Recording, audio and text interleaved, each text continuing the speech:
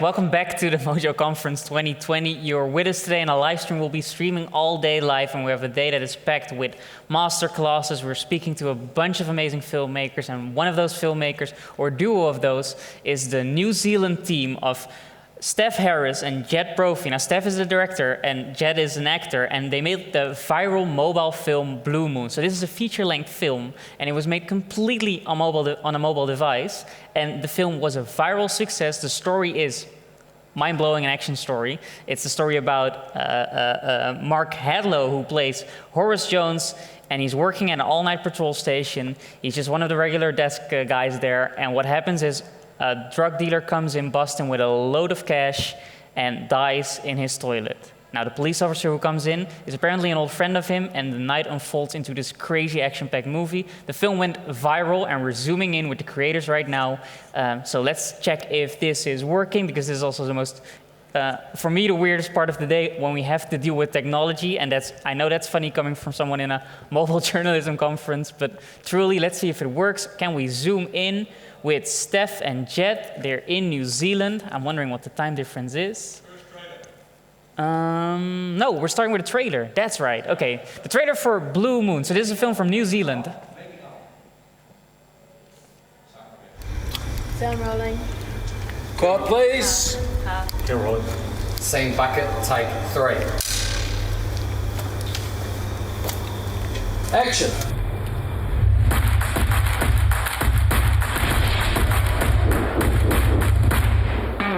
Hey guys, it's Blake Calhoun. If you follow this YouTube channel, you know that I am passionate about filmmaking and independent film in particular. I've directed numerous feature films, web series, short films, and shot on everything from red cameras to smartphones. The approach I've taken, and I would call it a theme to this channel, is don't wait to create. Don't just sit around and talk about making movies or whatever it is you want to create. Get out there and do it. So today's episode's a little bit different. Some New Zealand filmmakers made a really good movie and they shot it on an iPhone. I connected with them via Twitter, asked if we could do some interviews with the cast and crew about what it was like making a feature film with a smartphone. If you're interested in making your own movie, your own indie film, I think you'll find a lot of value here, and not to mention a lot of inspiration. The writer-director's day job is a police officer. They shot this in 6 days for 12,000 New Zealand dollars. That's about 8,000 US dollars. They're in New Zealand, I'm in the US. I sent them questions and they sent me back some video and audio files. I'll play the trailer of their movie first and then we'll get into the interviews. Blue Moon is a film about 2 guys in a hostage situation in an all-night gas station.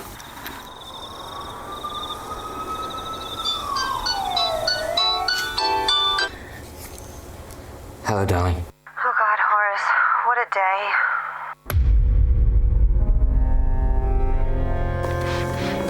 So, how's it going over there? Are you still at work? You should get some sleep. You know what you're like if you don't sleep.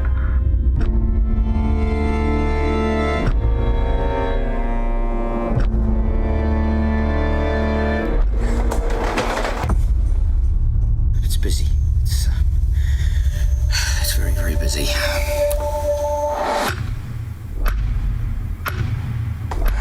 You're lying to Mum. Keeping secrets, sneaking around. Sorry about that. Urgent housekeeping, or else the boss will have a go. Oh. Where's my $500,000?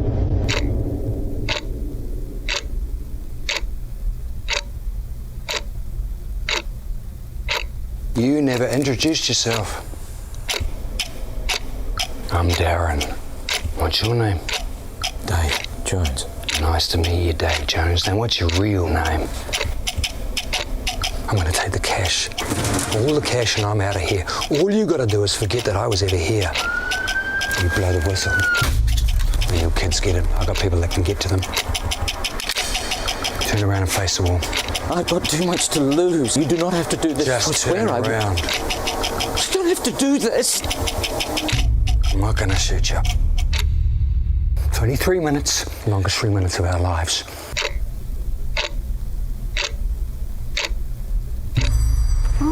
Oh, bashed my head on a shelf out the back. Quiet night? Well, so far.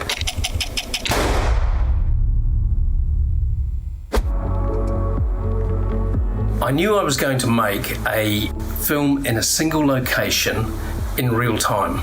And so what I mean by that is every minute of film time is a minute of story time. So basically the camera's rolling near enough continuously for 90 minutes and the audience is right in the middle of the action.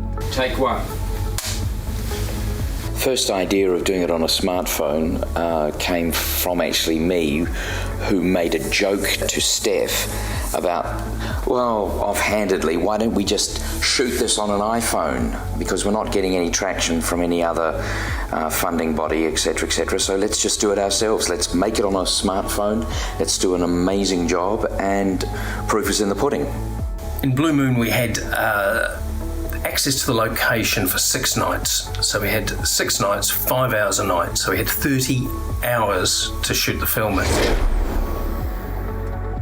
And so there was a great need for speed. And cut. Fantastic. I left the camera in the very capable hands of Ryan O'Rourke, the cinematographer.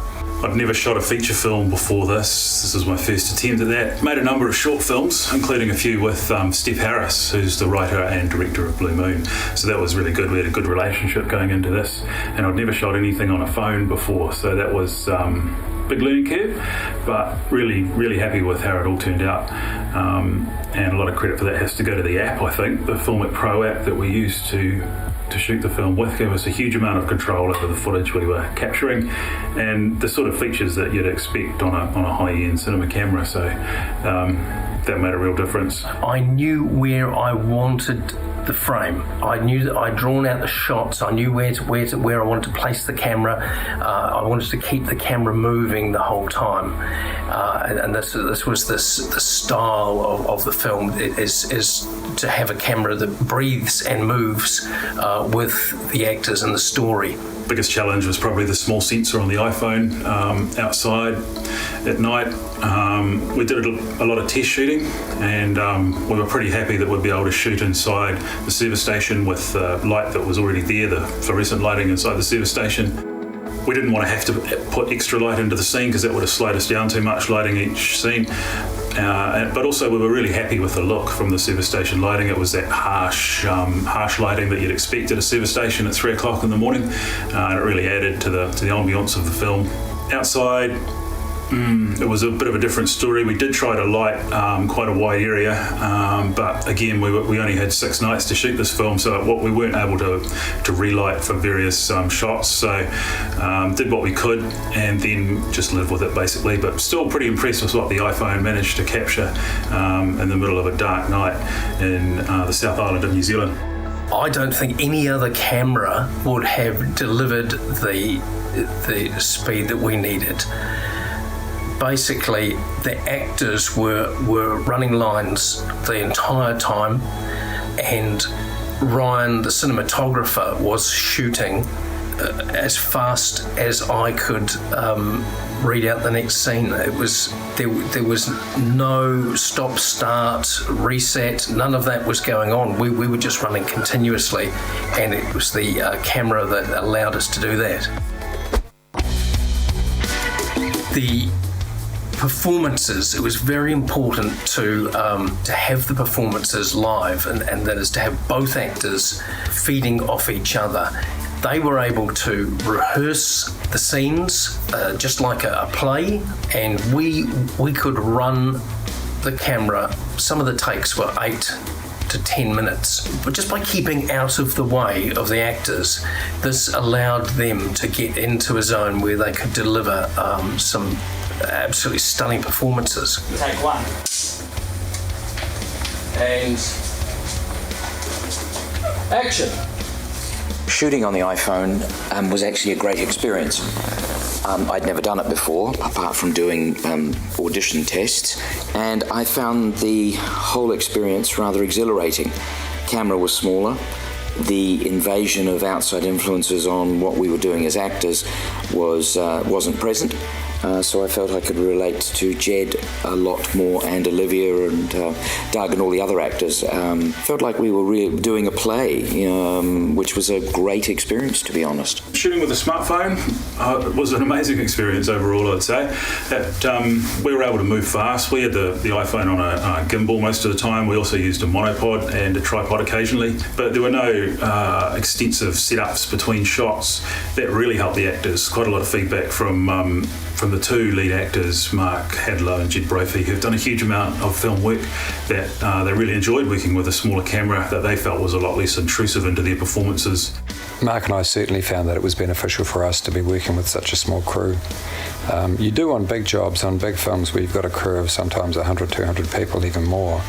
Each person, if it takes 30 seconds longer, then it becomes a much longer day. There's a lot of kind of time wasted. So having a crew who all knew what they were doing and what their jobs were, but having a small crew and just the one cinematographer with the camera allowed us an enormous amount of freedom as actors to actually have more time to focus on what we were doing in terms of being in character without having to jump in and out of character so much.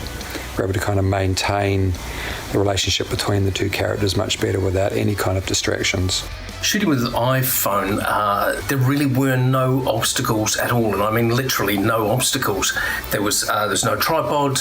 We didn't have any tracks to trip over. We didn't need a dolly. It was all on the gimbal. So literally, it just took so much of the technical stuff away and freed us up just to tell the story.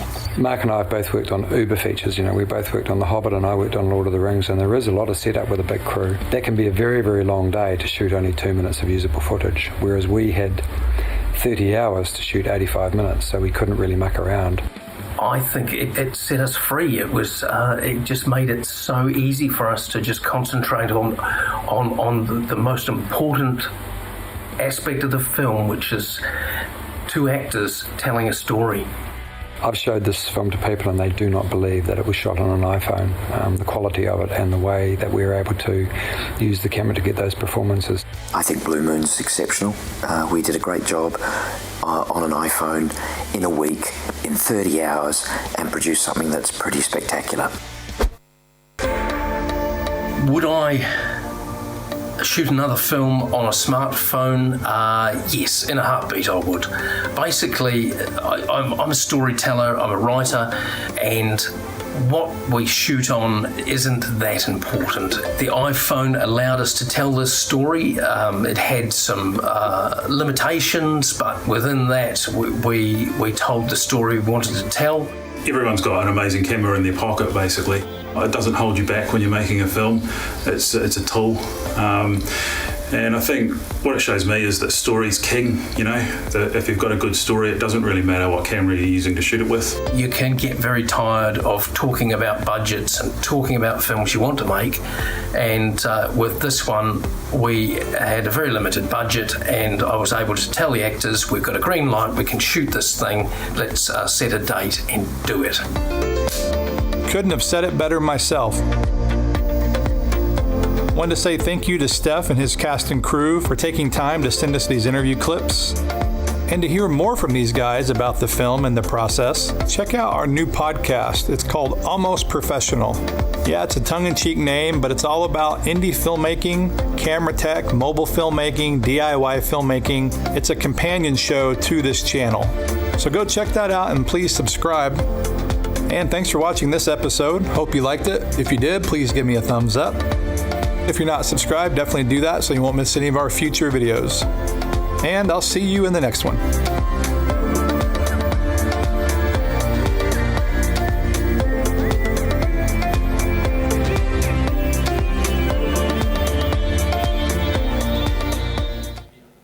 Yeah, we're back, and we're joined here by director Steph Harris and actor Jed Brophy about Blue Moon, the viral feature-length film. Guys, can you hear and see me?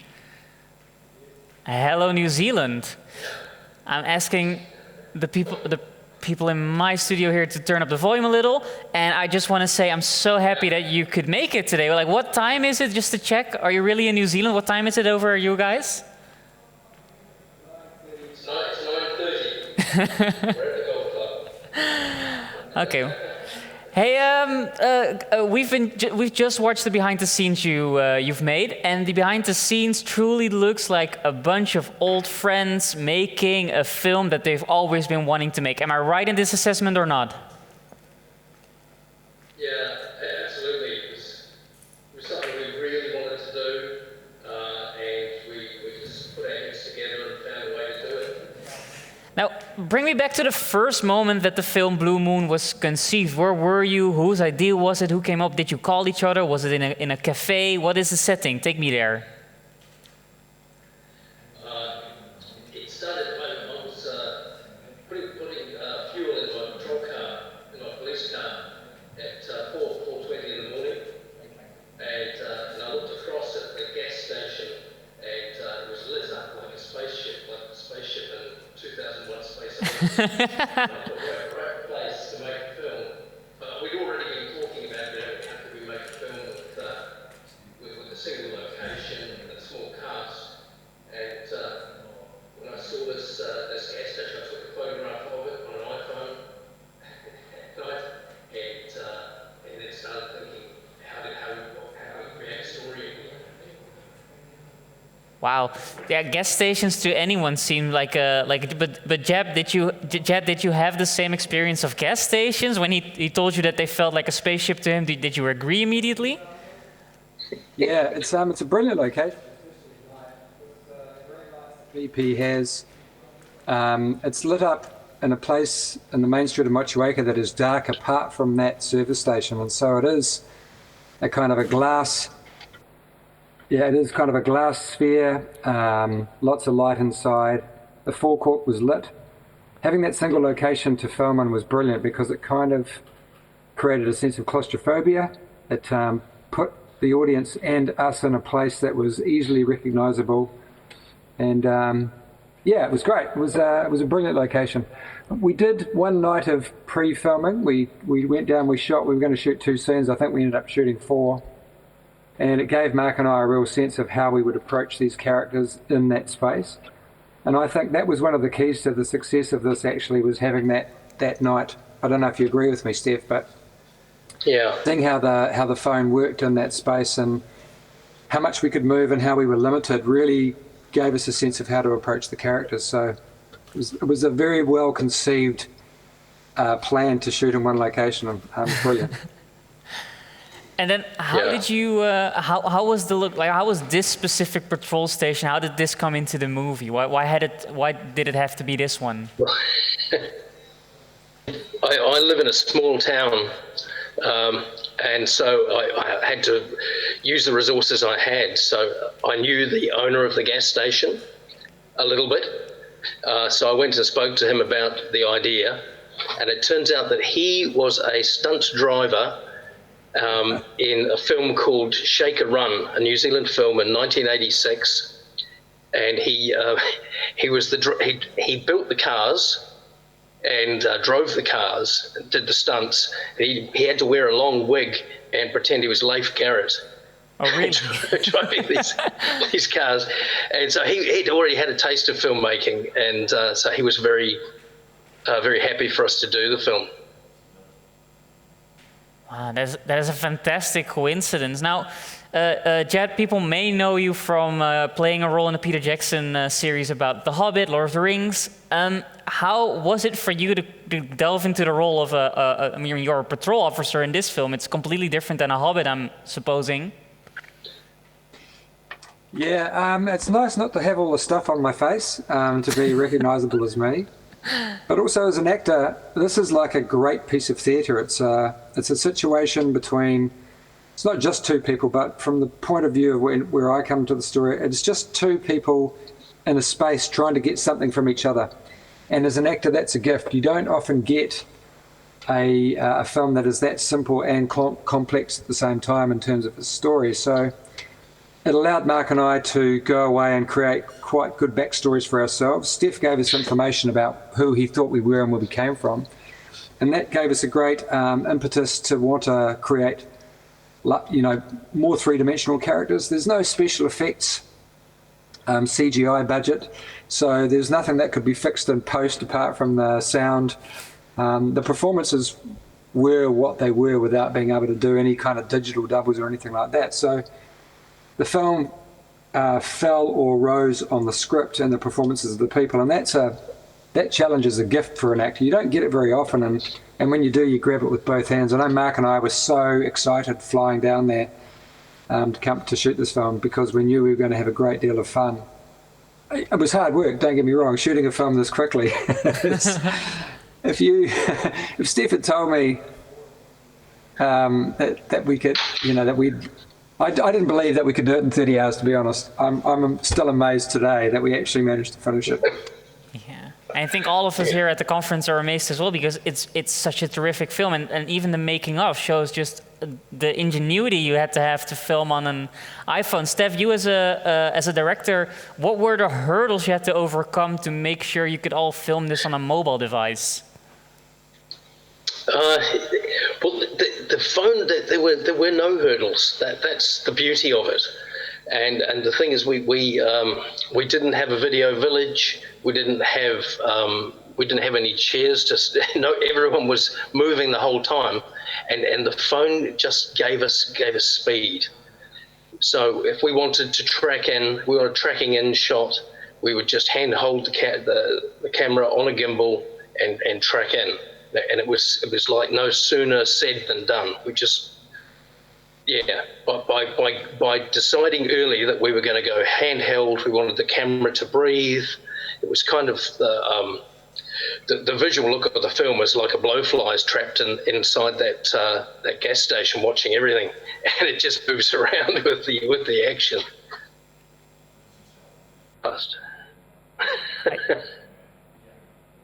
I saw a shot in there. There was like the upper view of the patrol station. Was that also iPhone work? I mean, it seemed like a drone shot to me. It was a drone. What happened was we finished the film in 30 hours, and then I was talking to a guy about how it would have been great to have a few key drone shots of the clock tower and the gas station from above and the police car. And this guy said to me, well, I've got a drone. If you just meet me there at 3 o'clock in the morning with a police car, we'll do it. And so we went back and shot those bits and just punched them into the film. And it made the film look a lot bigger. It always does, right? It just really helped the film a lot. Now, those few shots. Jet, you've started out in theater as a classical theater player. You've delved into the movies quite early on. Now it's 2020. I believe that filmmaking has been changed completely. But how do you perceive this difference between like starting out in like the early days of filmmaking and what is happening right now? I actually think this is the future. I think the fact that you have this small weapon, I'll call it, that you can take anywhere with you. And if you see an idea, you can shoot it and then get a visual idea about how you might actually come to shoot it later on. I think that there are still going to be films made with big budgets. But personally, and I know Steph might back me up on this, I want to do these kind of films now. I want to do films that are character-driven, with a small crew of really dedicated people who are passionate about making stories that people want to watch, that have a really strong narrative, that are about the interesting things that happen between two people in a situation, rather than having bloated billion-dollar budgets with very little story. I get a bit bored now when I go to action movies that are just full of car chases and big explosions. Not saying that I wouldn't love to work on some of those movies. Obviously, I'd be a fool to say that. But for me, this, and I know that Mark Hedler will back me up on this, we found a place in filmmaking in New Zealand with this film that I really want to go back to, which is where I started. Small budgets, small crews, people that were passionate about making films that they wanted to see. I mean, that's how Peter Jackson started too. He was making films that he wanted to see. As soon as you get big studios involved, they get you to make films that they want to make money from.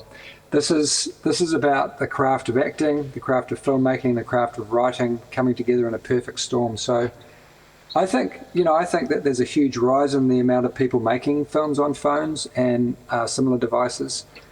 And with the kind of technology that's coming, the lenses that you can get and the gimbals that you can get and the kind of equipment that goes with it, this is the future for young filmmakers and for old filmmakers and for actors that want to go back and reinvent themselves or find that passion again. I'm really excited. Just to put things into perspective of big budgets, small budgets, I had to look it up. The coffee budget for the Hobbit movies you starred in, like for one movie, the coffee budget would be $380,000. I know. That's just for nuts, coffee, right? for people drinking coffee during the film production. Now, can I ask you, what was the coffee budget on this set like, on Blue Moon? It was, it was nothing like that. Interestingly, a big part of the budget just went on feeding the crew, because we had very little to spend money on. With the phones, there was no extra equipment. We didn't hire anything. So what then are the things? The entire budget was $12,000. Now we have a lot of filmmakers from all over the world tuning in here as well. What are the things that they have to prepare to spend money on once they start making a mobile film? Could you give some advice here, Mark? Steph, sorry. Sound. Yeah. Sound is really important. Yeah. Sound and lights. I mean, we got really lucky. There was a guy who did our sound who used to work on big films, who had all his own sound gear. And if you're going to shoot really quickly like this with a phone, if your sound is rubbish and you have to do lots of ADR, it kind of defeats the purpose. You lose the performance. So I would say that was one of the amazing bit of luck that we had, that we got a great sound guy. And if I was to say spend your money on something, it'd be making sure that you had a digital drive to back up on so you're not losing any footage, and really, really good sound. And feed your crew. Make sure you feed your crew. We will work for food. We do it all the time. Yeah. On the subject of sound, we one of the big hurdles we found on the first day was all the freezers and refrigerators and things in that building were all creating this hum. And the sound guy was thinking, what are we going to do about this? So we ended up we unplugged a whole lot of them. Freezer ice, fishing ice in the tops to keep the ice creams cold, and that would be for 5 hours. And then in the morning we'd plug everything back in again before the man came with the truck.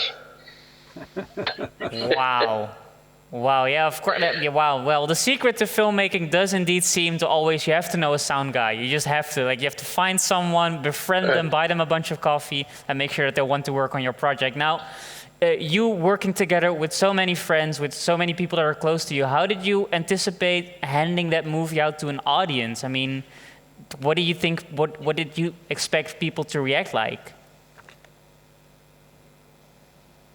I mean, from the start, I really expected that we were making a fully professional movie. This was my Reservoir Dogs. I put everything into it. And I didn't entertain the idea that it was not going to work. So it had to work. Yeah, I agree. I'm immensely proud of what the cast and crew got on the day. I don't usually watch rushes. Try not to get too much of an idea of the performance. But when I wasn't on camera and I was watching other people's performances, I was riveted because of how close the phone could get to people. It really is like you're trapped between two people talking, and you shouldn't be there, but you can't get away.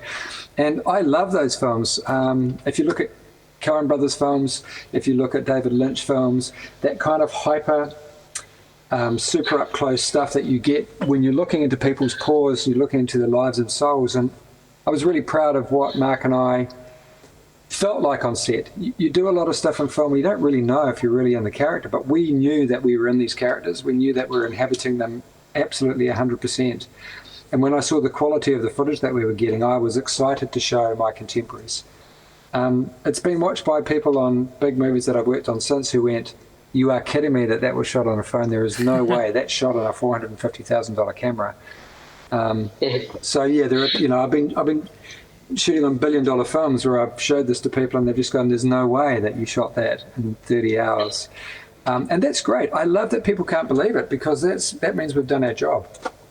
That means we've pulled it off. We've made a film that is not only palpable, but it's incredibly watchable. I've seen this film 30-something times now, and I'm always happy to watch it again. I still find things that I missed the first time around. There's always scenes in a film that you go, "God, I wish I could shoot that." There's probably only one scene in the entire film, and it's my performance that I'd go back and reshoot.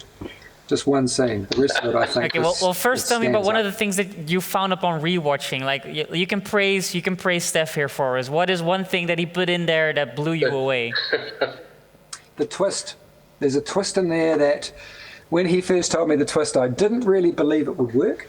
And every time there's a moment in Mark Hedler's face where the penny drops for the audience and for the characters. And I think if you can do that in a film and still, I love that moment in the film. Even though I know it's coming up when it happens, I'm just like, that's a great moment. It's a great moment in the film. Wow. And now on to the scene that you probably would want to redo or reshoot. Is there one? Yeah, it's the scene where I'm on the phone. I couldn't really hear the other person on the other end of the phone, and I found myself hesitating, and I was about to call cut for myself, but I thought, I'll keep going, and I don't. I just know that I wasn't 100% in the moment. I was an actor going, I'm not really sure what he's saying on the other end of the phone. I hope this looks okay. And it's those moments where you kind of fall out of character that you know that if you're watching it, you can see it. You kind of... We call worries this the that other trained people eye. will work it out. The trained eye sees it. Now, Steph, you had the pleasure to work with Jet, and he's such a big actor, right? He's done so many great films on so many big sets. How do you even go about directing such a? Did you have to direct a lot, and how did you do that?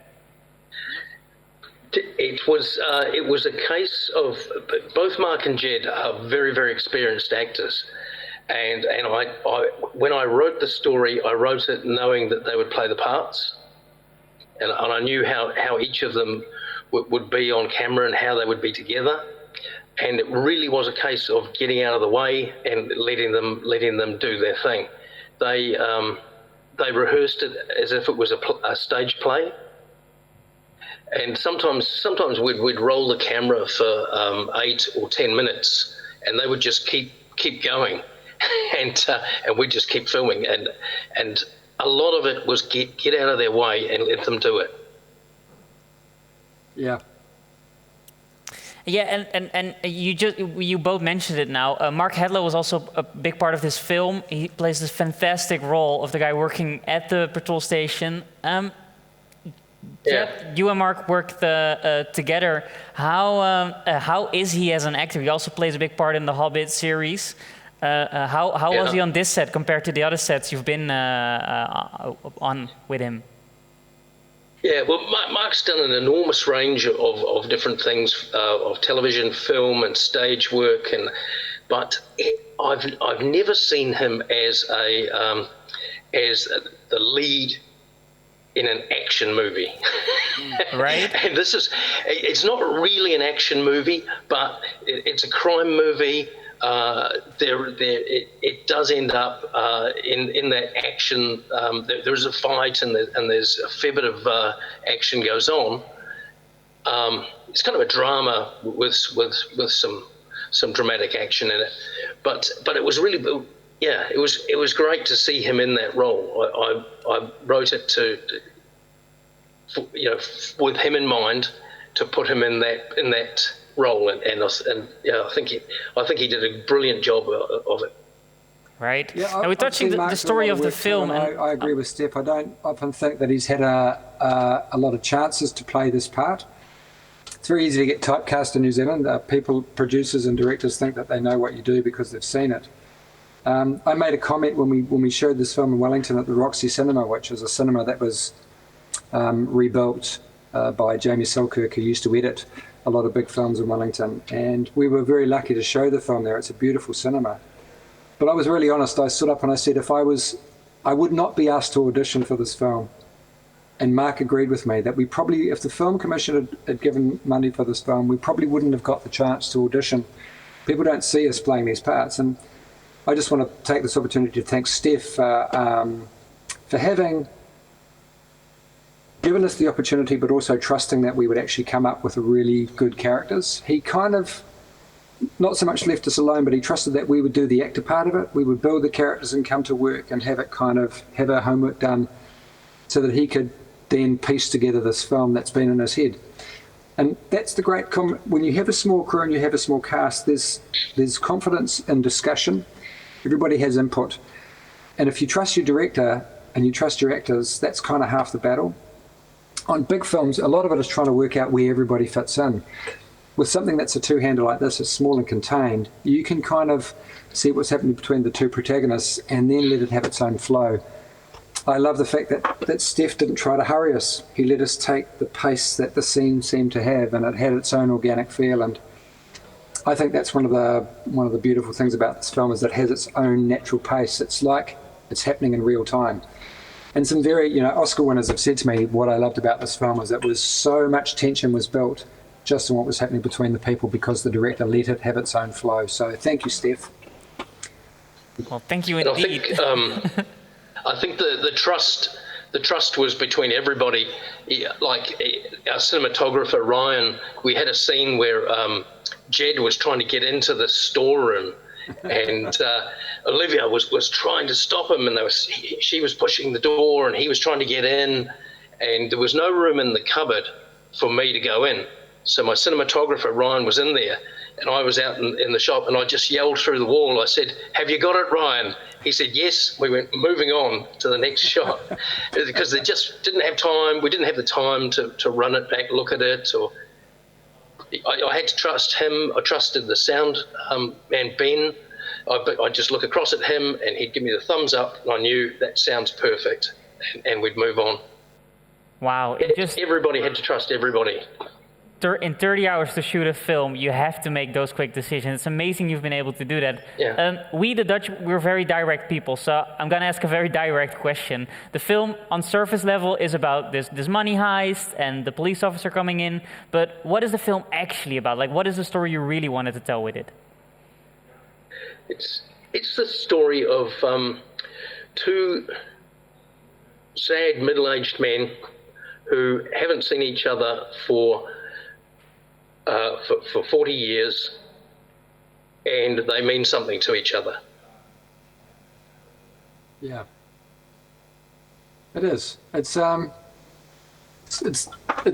also tells the story of what happened between these two people who were great friends all this time ago, and they go in separate directions. Well, you think they go in separate directions, and I love that dichotomy between, if only I'd stayed at school, because my character says that if only I'd stayed at school, you had all these opportunities, look what's happened to me. And the flip side is it's also happened to him, but he's gone on a different route.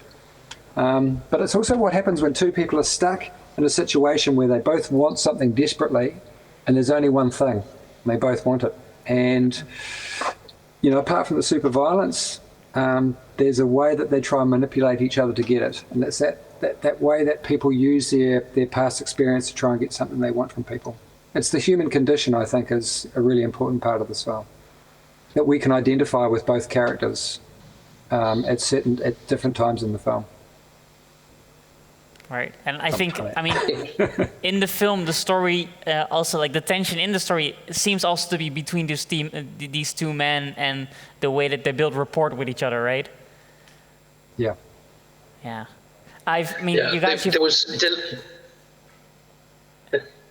the story it deliberately leaves threads that are not tied up at the end, and I always wanted the audience to still be thinking about it, maybe arguing in the car on the way home, and maybe even a few days later, still talking about, what were they really thinking? What was really happening?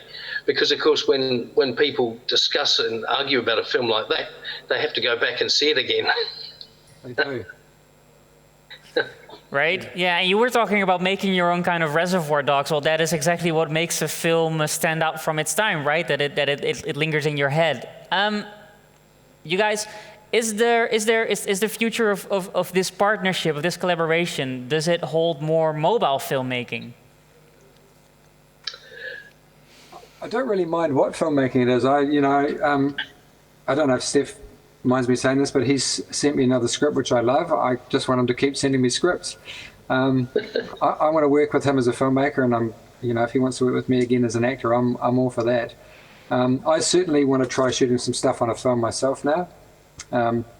You caught the bug. I want to try and see what kind of things I can put together as a director as well. But yeah, anytime he sends me a script like this one, with this kind of character-driven script, I'm into. Yeah. So hopefully, I mean, when I go, Steph can tell you the truth, but hopefully this might be the future. Steph, it sounds like you're in for a big future together. Yeah, I'm very keen to go mobile again. I think. It's not just that it's achievable and affordable. There's a certain energy that you can get into the storytelling that you can't do if you've got a red camera and everyone's got to down tools and wait for half an hour before you get back into the story again. I mean, the way we shot this, it was almost as tense as the story itself, and that energy and tension got on the screen, and we really, I think by putting ourselves under that pressure, that tension came back off the screen in the finished product. So the next set has to be under this pressure as well. Yeah. There's a lot of freedom and pressure. When you have the ability to have a phone camera right there, you sort of forget about it because it's quite a small object in comparison to a big red camera that's got all the gear around it, the lens and all the people either side the focus puller.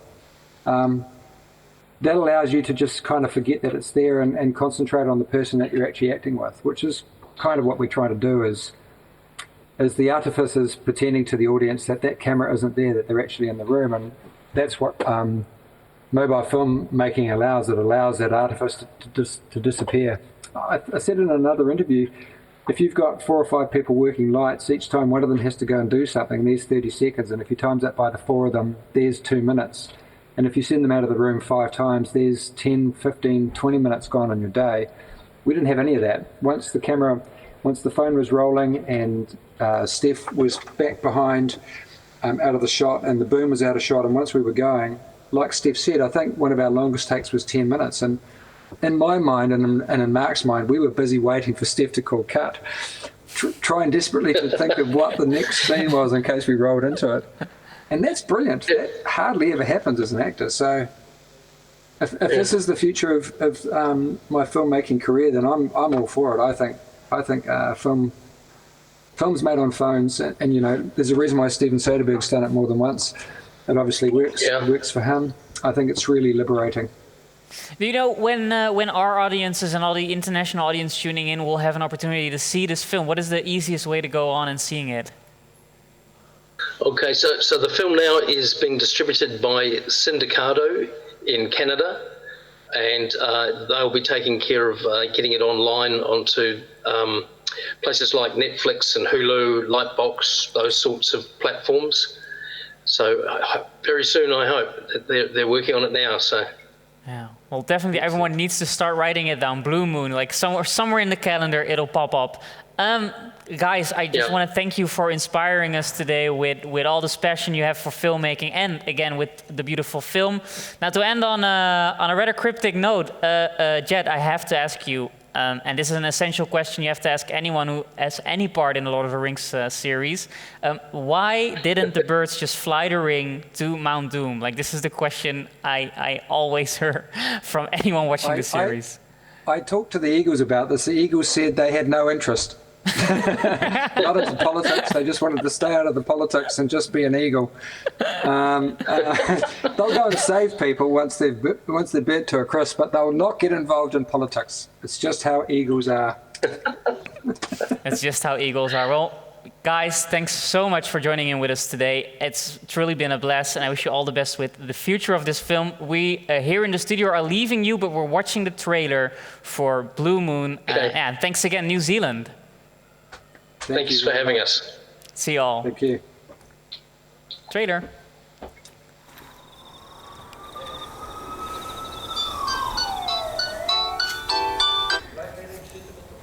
Hello, darling. Oh, God, Horace, what a day.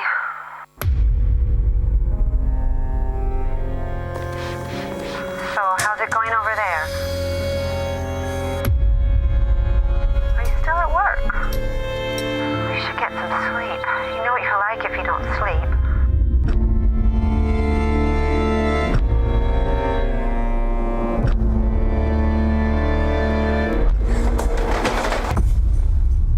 It's busy. It's very, very busy.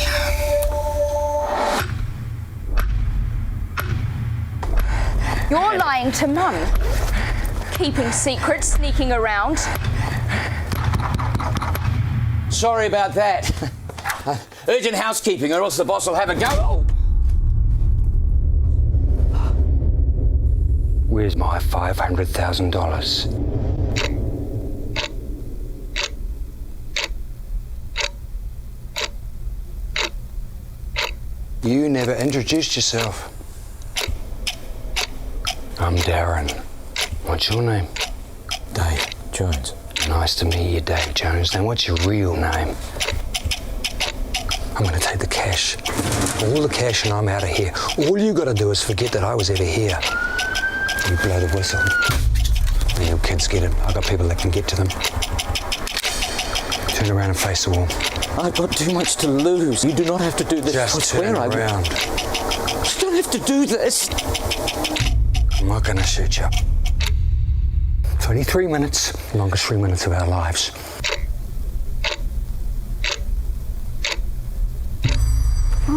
Oh, bash my head on a shelf out the back. Quiet night? Well, so far.